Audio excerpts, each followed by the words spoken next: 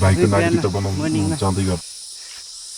जङ्गलको बाटो हिँडिराखेका छौँ। यो धर्मको माथि डाँडातिर हामी मङ्गलसिंह जाने क्रममा बिहानको 6 बजे 6:30 बज्यो।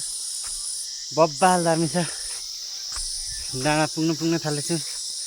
जङ्गल घमसाम छ। भुपालचन्द बोटल अगाडि छ। आज उसको नागरिकता प्राप्त गर्ने दिन। आज साँचुला थान पनि आज जाने रहेछन् वर माग्नलाई। अनि क्या दामी छ। उता डाँडा काँडा कस्तो रमाइलो छ। कस्तो दामी घाम लागेको छ। तपाईँहरू देख्न सक्नुहुन्छ गाइजहरू। ल बाई। अँध्यारो देखिँदो रहेछ फेस। हामी डाँडातिर पुग्न लाग्छौँ। बाहिर घाम चकिलो लागेको छ होइन। लास्टै रमाइलो छ डाँडातिर।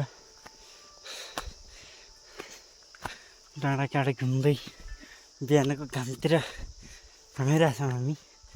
भिटामिन डी पनि प्राप्त गरिरहेछौँ। थाउ लागेको छ हल्का। उकालो चढेर आएको। क्या दामी छ। आज उसको नागरिकता बनाउने दिन केटाको। यस्तो राम्रो ठाउँमा चाहिँ गाडी पुगेर होइन फिल्महरू सुटिङ भइदिएको भए भिडियोहरू बनिएको भए सायद यतिको ठाउँ बिरलै भेटिन्छ क्या।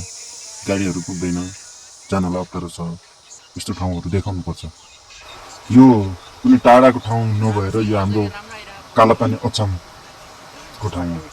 यस्तो ठाउँ छ, यस्तो दामी छ, तैपनि अहिलेसम्म कसैले पनि यसको बारेमा अलिकति भिडियो बनाएर प्रचार गरिरहेको छैन।